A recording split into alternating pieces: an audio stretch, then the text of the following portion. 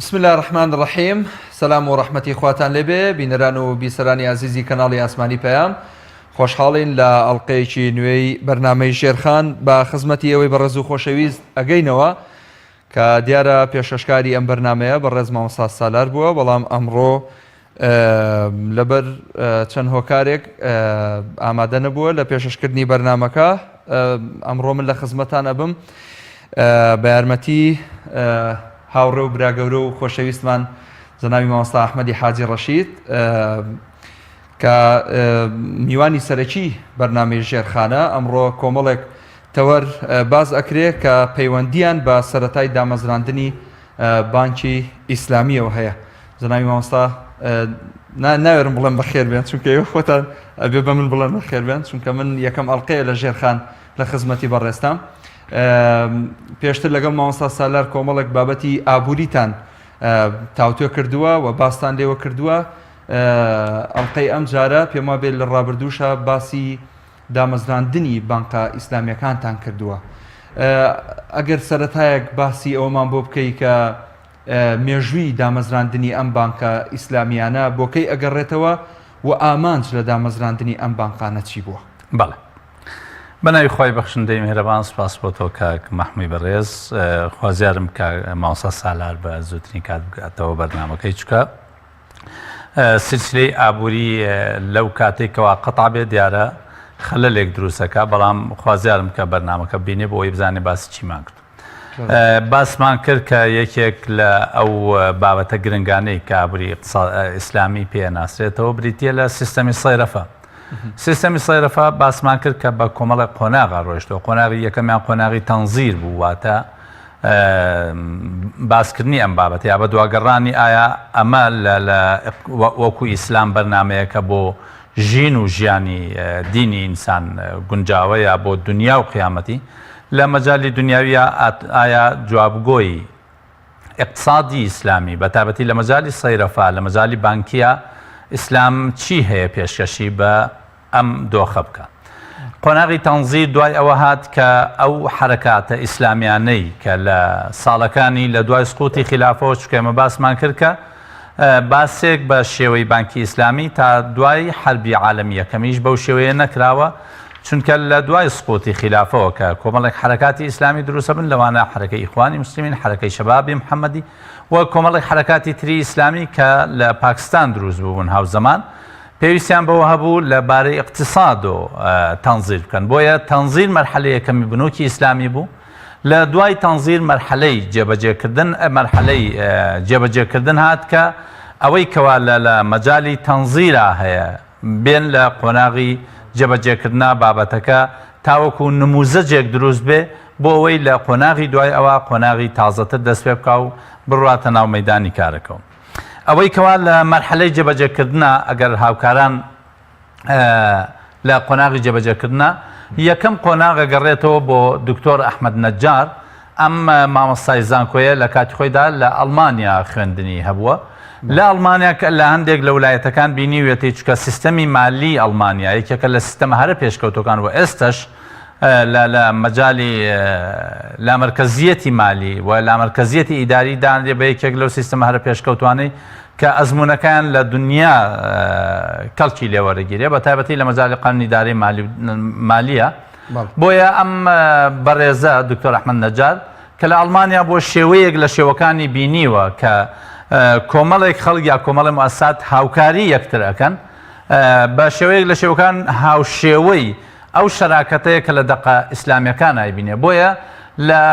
گوندەکەی خۆیان هەمان مامەڵەی دووبارە کردو، مەسەن پارەی لە خەڵکەکان وەرەگرت و ئەیکردە سەرمایەک و ئەم سەرمایان وەگەڕ ئەخست و هەر جارێ و لای یەکێک بەکارهێنا کە لە ماوەکە تقریبان لە ساڵی 63 دەستی پێکرد. لە ساڵی 67 تا کۆتایی هات تەنها 4 ساڵ تەمەنی ئەم بابەتە بوو کە فەزلەکەی گەڕێتەوە بۆ ئەوەی کەوا لە گوندێک بە ناوی بەیتیغەم گوندە ئیسtismاری ئەو پارە ناکرا کە لە خەڵکەوە کرایەوە. ئەو پارانە کێ وەکو ئێستا کە چۆن با بڵێن مساهەمەکرێ پشک ئەوەی کەوا پێوترێت لە ناو فەرمانبەرانە لە ناو مامۆستایانە جۆرێک لە هی نەکرێت پارە درێ و دوای یەکێکیان وەریەگرێت سولفەکرێت کە ناویان ناوە سولفە بەڵام ئەمە هینە جۆرێکە لە کۆکردنەوەی مشارەکەیەکی کەشیە پێوترێت جەمعیە کاتی خۆی هەبووە فعلەن بەڵام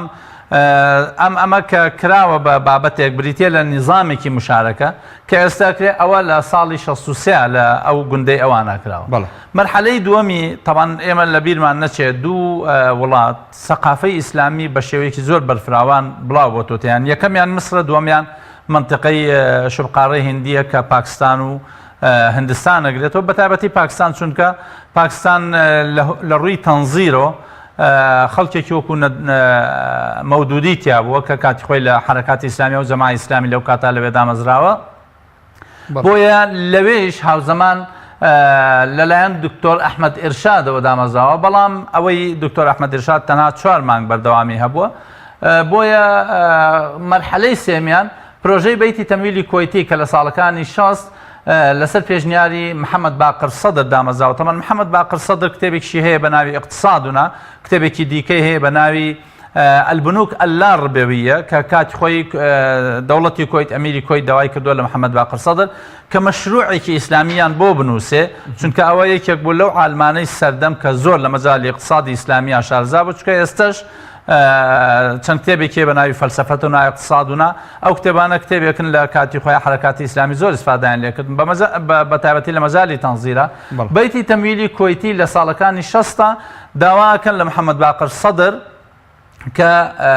مەشروعێکی بەنکی ئیسلامیان بۆ بنووسێ ئەمە دانرێ بە سەرەتای جێبەجێکردنی ئەو تەنزیرەی کە هەبووە لە کاتی خۆیان لەسەر بنووکی ئیسلامی بەڵێ کەواتە جەنابی مامۆستا ئەم بیرۆکەیی کە لە ئەوروپاوە هێنراوەتە شەرقی ئەوسەد توانراوە وەکو پێویست ئیسفادەی لێ بکرێ و فعلەن ئەمە پەرەی پێدراوە لە نێوان ئەم وڵاتە عەرەبیانەیە خۆی ئێمە لە کاتی خۆیان کاتێک کە سەرەتای ئەومان باس کرد لە مەجالی تەنزیرە دوای ئەوەی مەجموعەیە بانک لە سەردەمی کاتێک کە فەڕەنسیەکان هاتنە میسرۆ مەجموعەیەک بنووکیان هێنا بووە میسر ئەمە بووە هۆی ئەوەی خەڵکی کە بە دوای بەرنامەی ئیسلامۆیە یا با بڵێن ئایدۆلۆژیای ئیسلامی ئەگە دروست بێ بڵێم ئایدۆلۆژیەت بۆ ئەم بابەتە گەڕان لە ناو ئیسلامە بوویە هۆی ئەوەی تەنزیر بکەن بۆ ئەم بابەتە کەواتە فعلەن ئیسفادە کراوە لەو تەجروبە ئەوروپیەی کە ئەوان چۆن بانکیان هەبووە چونکە ئەسڵی کەلیمەی بانک باسمان کرد کە وشەیەکی لاتینیە لە نظامی ئیسلامیە بە مەصرف ناوە بێت چونکە هەردوو کەلیمەکە چ کەلیمەی بانک چ مەصرف لە کەلیمەی سەرافەوە هاتووە چونکە بانک بە مەوقعەکە ئەوترێ کەلیمەی مەصرف بە فعلەکە ئەوترێ بانک یعنی بەو مێزە ئەوترێکەوە کاتی خۆی کەسێک دانیشتووە کۆمەڵە پارە و عوملەی جیاوازی داناوە مەسکوکاتی ذەهەبی بۆ یان مەسکوکاتی فضی بووە معدەنیان گۆڕیوەتۆ بە پارەی وەرەقی بە شێوەیەک لە شێوەکان بانک بەو قەزەیە وتراوە بەڵام سەیرەفە بە فعلەکە وتراواتە سەرفکردنی دراوێک بۆ دراوێکی تر بۆیە ئەمە ئەو تاریخە درێژکراوەیە بینێ کە بانکی ئیسلامی استفادەی لەمە زۆر باش قۆناغی دامەزراندن کە پێما بە قۆناغێکی هەستیار و حەساس بووە سەرەتا پێشەوەی بینە بەرنامەکەش باست کرد هەنگاوی کردەیی بۆ قۆناغی دامەزراندن چی بووە ئەگەر شیکاری بۆ بکەیت تەمان قۆناغی دامەزراندن قۆناغێکی سەرەتا بووە لە ڕاستیان مەسەلەی بنووکی ئیسلامی کە لە دوایە باسیەکەین لە ئێستادا چەند بانک هەیە و چەند نافیزە هەیە و چۆنە و گەیشتوەتە چه ئاستێکی واکە لە عالەما باسەکرێ و لە سا پێنجی اقتصادی عالمی سەرمایە عالمی سەرمایە حەقیقی باسەکەم ئێستا لە ڕێگەی بنووکی ئیسلامی و مامەڵەی پێوەکرێ ئەو مەرحەلانە کە مەرحەلەی تەنزیر و دوای مەرحەلەی جێبەجێکردن و مەرحەلەی تەنفیزکردنی تەنزیر واتە لە مەجالی نەزەریەیەک و بۆ نووسینی پرۆژەیەک بۆ جێبەجێ بکرێت لەسەر ئەرزی واقع زۆر ناڕەحەتی بەخۆیەوە بینیوە بە تایبەتی ئیسلام لەو کاتا بە شێوەیەک لە شێوەکان دەوڵەتی نەبووە تاوەکو ئەو دەوڵەتە تەبەنی ئەم بابەتە بکات وەکو دەوڵەت سەرمایە بۆ دروستکە ئەوەی کە دروست کراوە لەوانەیە کۆمەڵک دەوڵەمەند بووبن یاخود هەندێک لە جەمعیات بووبن بۆیە مەرحەلەی دامەزاندن کە دەست پێەکە بانکی گەشەی ئیسلامی بووە کە لە ساڵی 73 لەسەر بڕیاری وەزیری دارایی وڵاتانی ئیسلامی تەمان لەو کاتا کە سەیرەکەی کاتێک کە باز لە قەزەکانەکەین کە مەسەلەی 73 دێتە پێش تاریخێکمان پێڵێ لە ساڵی 1970 حربی عرب ئیسرائیل بووە کەواتە حربی عرب ئیسرائیل بووە ئەمە ئەکرێت چۆن ئیسرائیلەکان کاتی خۆی نظامی باوڵین یەهودیە چۆن ئیسفادەی لە بان کردووە مەسەلەی ڕیبا و ئەوانەی بەکارهێناوە بۆ دروستبوونی دەوڵەتی جوولەکە ڕەتفعلی ئەوەی کەوان ئەمانە بۆ ئایا ئیسلام چی هەیە بۆیە لە ساڵی 1970 وەزیری دارایی وڵاتانی ئیسلامی کۆبوونەتەوە یەکەم پێشنیار کە کردویانە بە بانکێکی ئیسلامی دروستکەین کە ئەم بانکە هەموو وڵاتان تەمویلی بکەن تاوەکو بێتە حاڵەتێکی معنەوی کە دەوڵەتە ئیسلامیەکان لەبەرەوەی نەود بەرامبەر بە نەود وەکو سیلاح بەکار هاتووە لەو کاتە ئایا پارەی نەوتەکە چی لێ بکەن داینێن وەکو سەرمایەیەک و چونکە لە دنیا ئێستا چەند شەڕی چەک و تەقەمەنی هەیە ئەوەندە شەڕی اقتصاد هەیە بۆیە اقتصاد کاریگەریەکەی کەمتر نییە لە کاریگەری چەک و تەقەمەنی بۆیە یەکەم مەرحەلەکە دەستیان بۆ بردووە وەزیرانی دارایی وڵاتانی ئیسلامی ئەوە بۆ کە بانکی گەشەی ئیسلامی بکەنەوە بانکی گەشەی ئیسلامی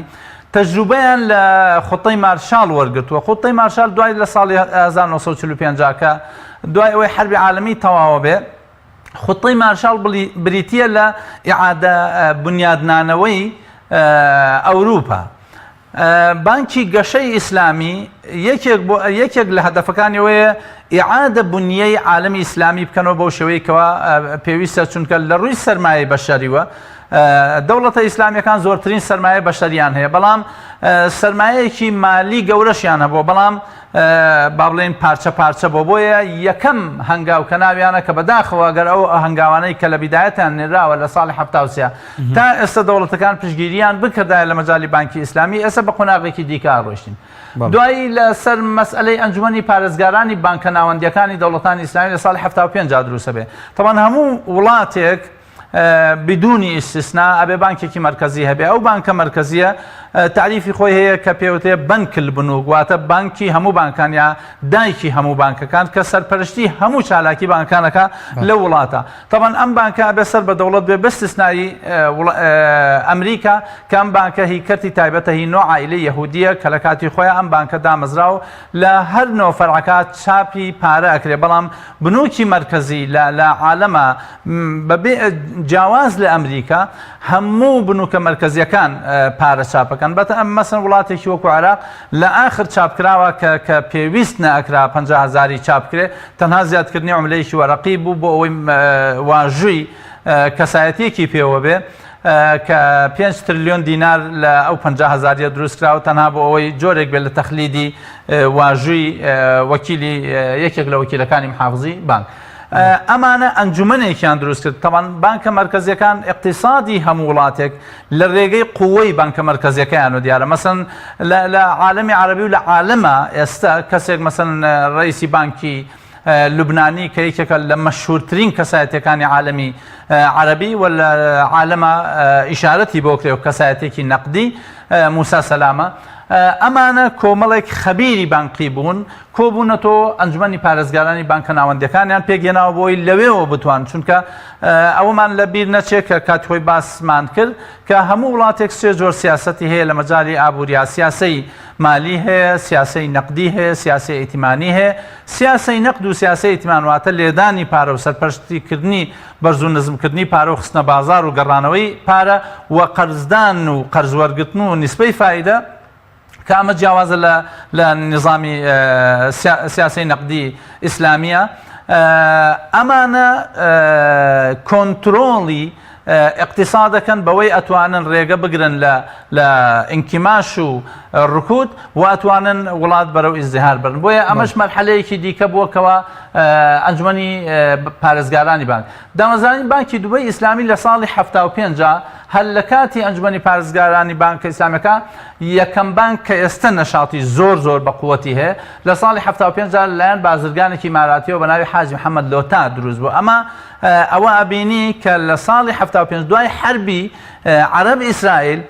عرب کە تێشکاوە اینجا متابعی ئەم قەزیەی نەکردووە اقتصادی وەکو قەزەیەک بەکارهێناوە بۆ چونکە شکستێکیان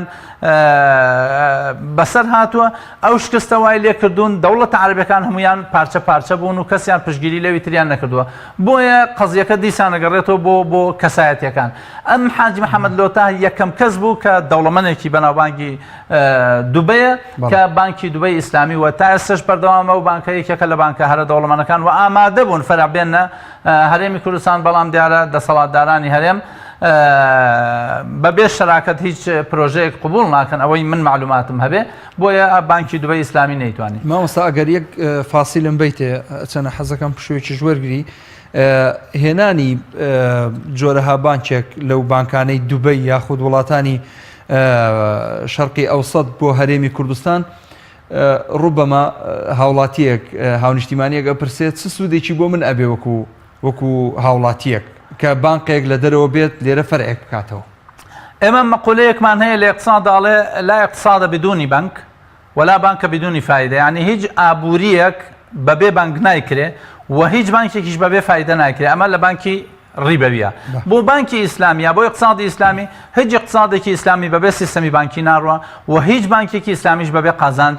ئیشی ناڕاتە پێش چکە ئەوەی کە وەریەگرێ لە هاوڵاتی یا معاملەی لەگەڵاکە بریتە لە ئاڵوگۆڕی کاڵا و کەلوپەل هەروەکو کڕیار و فرۆشیار بانکی ئیسلامی تەعاملەکان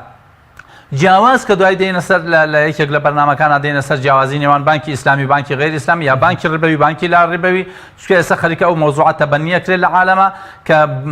نسبەی فائیدە واتە ئەو سوەی کە لەسەر قەرزەکان هەیە بەرەو پێوترێن نظامی زیرۆ ڕۆت یعنی ڕێژەی سفری کە نسبەی فائیدە بگاتە سفر هەر کاتێک کە ڕێژەی فائیدە بگاتە سفر اینجا اقتصاد گەشەکەکەوە یەکێکە لەو بەحسە ئەکادیمیانەی کە یەکێک لە اقتصادە هەرە بەناوبانکان پێشکەشی کردووە کە تەبەنی ئەوەکە کە باز لەوەکە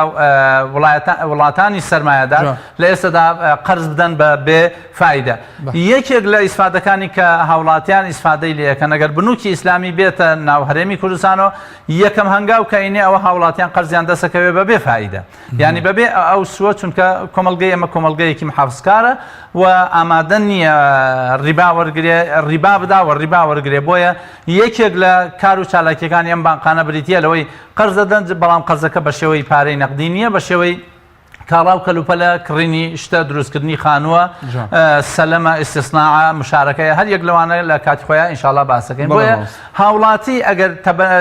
ئەم قەزیەی بۆ جێبەجێ بکرێ یا خۆی ئەو سەرمایە کە هەیەی ئێستا لەوانەیە سەرمایەکی زۆر هەبێت لە ناو هەرێمی کوردستانە کە لە 500,000 داناوە لە ماڵ و نازانێت چۆن بەکاری بێنێت تاوەکو ملیۆنێک و تا چەند ملیۆنێک ئەگەر یەکێک لەم بانکە ئیسلامیانە بێت و ئیسیسماری ئەم پارانە بکات چکە باسمان کرد لە عێراقدا لە ئێستادا کە 6 تریلیۆن دینار با بڵێن حەجمی کوتلەی نەقدیمان هەیە لەو 6 تریلیۆن دینارە 38 تریلیۆنی حەجمی تەبادلەواتە خراوەتە ناو بانکەکان لەم 38 تەنها 90 لە چالاکی ئابووریا بەشداریەکە یعنی ئەوی دیکەی بەشبەش بووە لە ناو ماڵەکانە لەوانەیە کاتی خۆی ئایان خستە سەرین و پشتی و ئەوانە ئێستا لە کونجی ماڵەکان شاراوەتەوە لە ناو کەنتۆر و ئەوانە بە هەر حاڵ بانک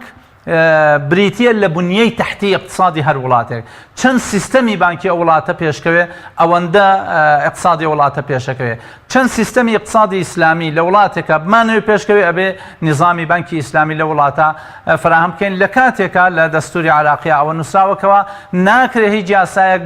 بەرقەرار بێت لە عراقەکە پێچەوانەی سەوابەتی ئیسلامە یەکێک لەوانەی کە سەوابەتی ئیسلامی بریتە لە حرامەتی ڕیبا و سوو بۆیە ئەبێ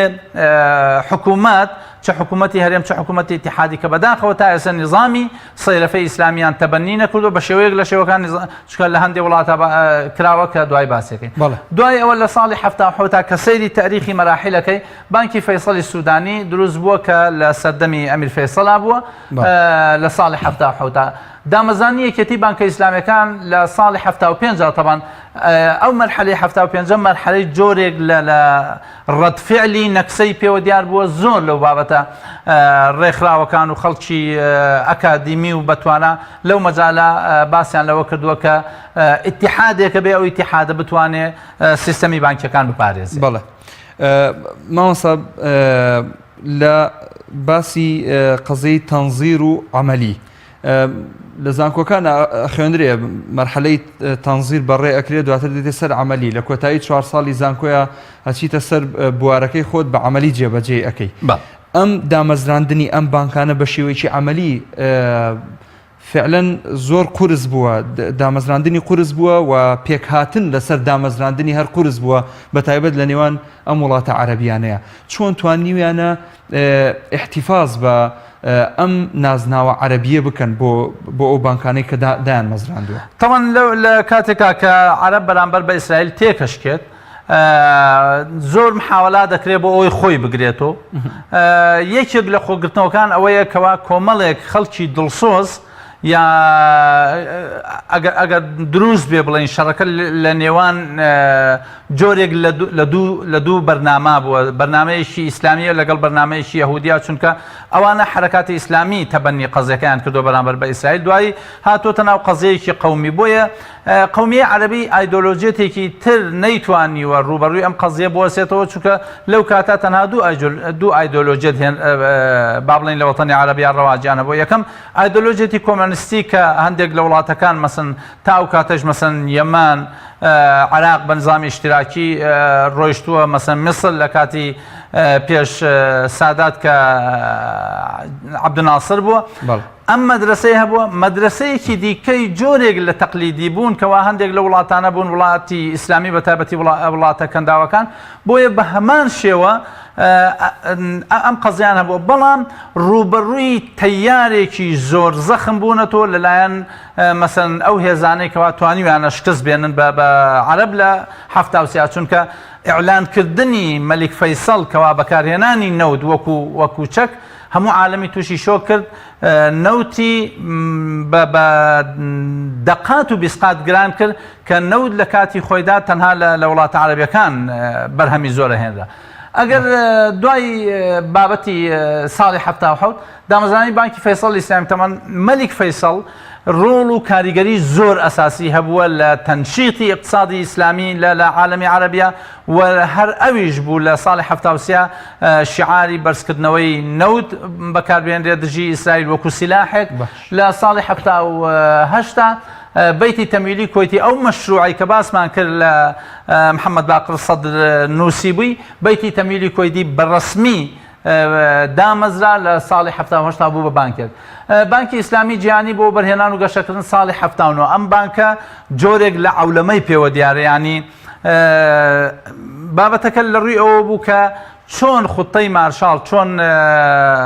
ئەو مؤسساتی دەولی بە تایبەتی سندوقی نەقدی دەولی و بانکی دەولی و بانکی ئینشا و تعمیر و منەظەمەی تیجاری عالەمی لە دوای 45 دروست بوون بۆ هەیمەنەکردن لەسەر اقتصادی عالەمی چونکە ئێمە لە ڕێگەی 3 مؤسسەی عالەمیەوە کە لە UN کۆنتڕۆڵ کراوە بەسەر هەموو اقتصادی عالەمیە مەسئلەی مال هەمووی لەژێر بانکی دەولی ئیدارەی مالی دنیادا صندوقی نەقدی دەولی ئیدارەی نەقدی دنیادا منەظەمەی تیجاری عالەمی کۆنتڕۆڵی هەموو تیجاری عالەمیەکە و تاریفەی گومرگی چۆن بێ و چۆن نەبێ و ئەمانە ئەمان دیارە قەزیەکانی ئەمانیش کە باسمان کرد مەسئلەیەکی جۆرێک لە ڕەتفعل دروست بووە یا گەڕان بە دوای بەدیلدا بانکی ئیسلامی جیهانیان دروست کردووە کە ئەم بانکە بتوانێت هەنگاو بنێ کە فعلەن دوای سەرکەوتوو بووە کە لە ئێستادا دوای باسیەکەین لە ساڵەکانی 80 دارولمال لەسەر دەستی ئەمیری سعودی محەممەد الفەیسەڵ کە کوڕی فەیسەڵ بوو دامەزرا و ناوەندەکەی لە جنێڤ بوو سەیری مەرحەلەکە کە گوێزانەوە بۆ دەرەوەی شەرقی ئەوسەط و ئەو وڵاتانێک کەوا ناسراون بە وڵاتە عەرەبیەکان لە ساڵی 82 بانکی ئیسلامی مالیزی دروست بوو تەمان مالیزی یەکێکە لە وڵاتانەی کە دامی سیستەمی بانکەکە وەکو دەوڵەت و لە ئێستادا بەقووەترین و بەهێزترین سیستەمی بانکی ئیسلامی لە عالەما هەبێ مالیزیەکان زۆر خەبیرن لەو مەجالە لە زۆربەی وڵاتان فەرعی بانکە مالیزیەکان هەیە دامەزانی گروپی ئەلبەرەکە لەلایەن شێخ ساڵح کاملەوە کەەوە یەکێک بوو دیسان لە دەوڵەمەندەکان دامەزانی بانکی بەنگلادێشی ئیسلامی و بانکی قەتەری ئیسلامی و شەریکەی ڕاجحی کەەوە بە هەڵە نووسراوە ساڵی 1970 تاوان ڕاجحی یەکێکە لەو شەریکانەی کەوا بێجگە لەوەی نەشاتی بانکی هەیە یەکێک لە هەرە خەیرۆمەندترین نەشاتەکانی هەیەکەوە دەستگیرۆی هەژارانەکە و یەکێک لەوانەی کەوا منەظەمەی شەبابی عالەمی ساڵانە خەیوەدگەی هەبوو لە 122 وڵات شەریکەی ڕاجحی و بانکی ڕاجحی تەمویلی ئەم قەزیانەکە. بەڵێ زۆر باشە ئەگەر برادرانمان لە ژووری کۆنتترۆل قۆناغی داهاتوومان پێ بڵێن بۆ بخەنە سەر شاشە ئەویش گۆڕینی سیستمی بانکیە مامۆستا ئەحمەد. بەڵێ طبعا کاتێک کە باسەکەین اقتصاد ئەگەر وڵات تەمویلی نەکا ئەگەر وڵات پشتگیری نەکا هەرچەندە اقتصادە خۆی لە بنیەی خۆیان بەقوت بێ ئەوە لە ئەرزی واقع ناتوانێ ڕوبەڕووی کۆمەڵێ ڕوبەڕووی اقتصادی دوو اقتصادی جاگەر اقتصادی ڕأسمالی بێ اقتصادی مارکسی بێ هەردوو اقتصادەکە دوو اقتصاد بوون لەو کاتا جۆرێک لە بەهێزیان بە خۆیان بینیەوە بە تایبەتی نظامی ڕأسمالی و نظامی اشتراکی هەردووکیان تەبەنی قەزیەکەیان کردووەکو اقتصاد چونکە لە خلال اقتصاد و توانیویانە بەشەکەی تری شەڕەکانیان تەواو بکەن بۆیە تەنها 4 وڵات نظامی سەیرەفەیان کردووە بە سەیرەفەی ئیسلامی کە لە وڵاتانە هەرچەند ئەو نظام ئەو 4 وڵاتە 4 وڵاتی بەهێز نین لە ساڵی 1970 پاکستان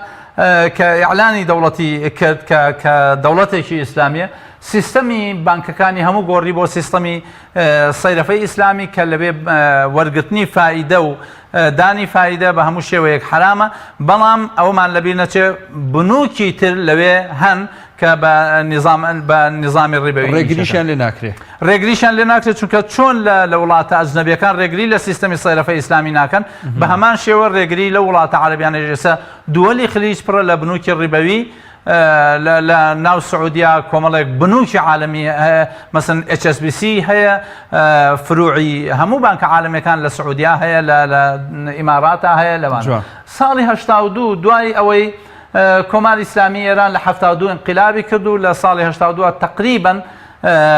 جۆرێک لە دامەزانی سیستەمە کەی لە ڕووی سیاسی و لە ڕووی ئیداریوە جێگیر بوو ئەم جارەکانێ لە ڕووی اقتصادیشەوە نظامی اقتصادیەکەی گۆڕی بۆ نظامی سەیرەفەی ئیسلامی کە لە ئێستادا مەسەڵەن ئەگەر ئەوانەی کارڕۆنە ئێران سیرەکەن لە قەرزوەرگرتن بە شێوەی فائیدە نییە بەڵام لەوێ مەسەن ڕێتمێکی تریان گۆڕیوە بە شێوەی قەرزول حەسەن هەیەە یا بە شێوەی مەشاریع هەیەە بۆ نمونە مەسەن هەیە لەوانەیە بڵێ ئێستا لە ئێران ئێستش سوو هەیە لە ئێران جۆرێک لە تەحویر کراوە یا جۆرێک بە شێوەیەک لە شێوەکان بۆ نمونە کە تۆ پێویستە بە پارەیە دەوڵەت لە وڵاتی ئێرانە ئەڕۆی مەشروع تەقدیمەکەی جا ئەو مەشروعە خەلەلەکە لەکوایە ئەو مەشروعە حەقیقی بێ یا وهمی بێ هەر پارەکەت ئەدەنێ ئەوە کێشەکەی مەسەن لە بانکەکە داوای ئەوەکەی کەوا تۆ پێویستە بە 1 ملیۆن تمەن هەیە ئەڵێ ئەو مەشروعی تۆ چیە مەشروعێکی تەقدیمەکەی کەەوە بۆ نمونەڵی هەنگ بەخێوەکەم ئەوە نەکورەیە ئەڵێ ساڵانە چەندێک هەنگوینە ئەڵێ ئەوەندە هەنگوینە لەگەڵ تابێ بە شەریک لەو هەنگوینەی کە لە ئاساس و مێشەنگێکە نییە اینجا بۆ ئەوەی واقعەکە ببینێ ئەڕوا مێشهەنگی یەکێکی تری پیشانداخۆ هینی نییە بۆیە ئەسڵی قەزیەکە ناوەڕۆکی قەزیەکە صحیحە بەڵام ئیجرائیەکەی کە فعلەن ئەمە مەشروعێکی اقتصادی موجود بێ ئەمە نییە لە ئێرانە بۆیە ڕاستە ئەسڵی هەیکەلەی نظامەکە نظامێکی سەیرەفەی ئیسلامیە بەڵام ئیجرای نظامەکە نظامێکی غیر ئیسلامیە بۆ نمونە تا ئێستش مەشاریع لە کۆماری ئیسلامی ئێرانە بە سکوکی مقارەزاکرێ کە من بەشێک لە خوێندنم لە ساڵی پار لە زانکۆی کوردستان بوو تا ئێستش لە تەتەوری ئەو نظامە ئیسلامیان کەوا چۆن بتوانن مەشاریع کاگەر دەوڵەت نەیتوانی پارەی هەبێ چۆن مەشاریعەکان لەناو پارێزگاکانە بە شێوەیەکی اقتصادی ئیسلامی مەسەن ئەگەر پردێک بوو هاوڵاتیان شەریک بن لەو پردە بەڵام داهاتەکەی بەشکرێ بە نیسبەتی ئەسوم و سەنەدات یا سەنەداتی مقارەزە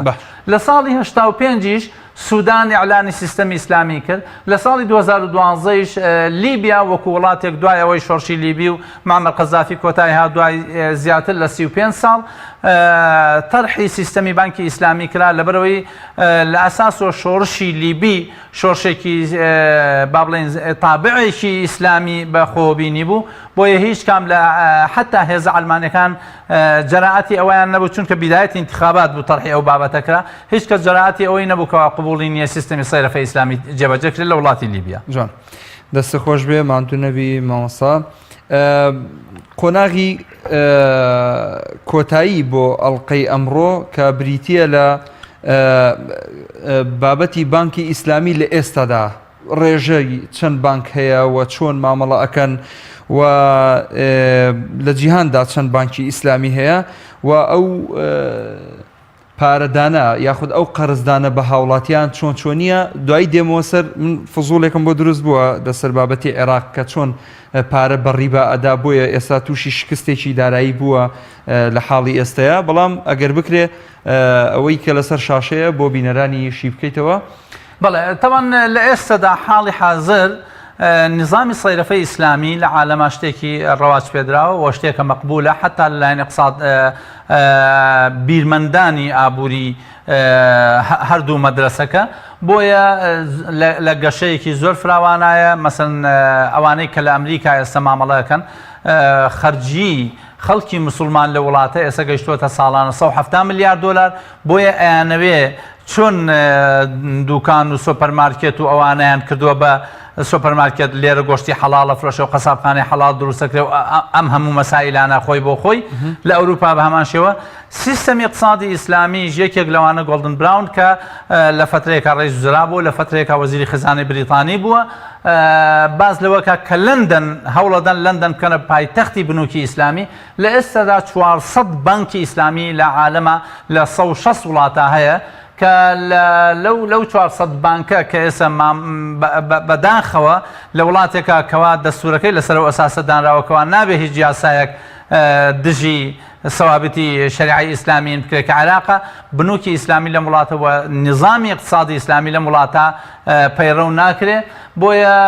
لە ئێستادا 2000 لقی ئەم بانکە ئیسلامیان لەو 400 بانکە هەموو بانکیان هەیە زیاتر لە 100 لقی هەیە کە ئێستا 2000 لقی بانکە ئیسلامیەکان هەیە زیاتر لە 4000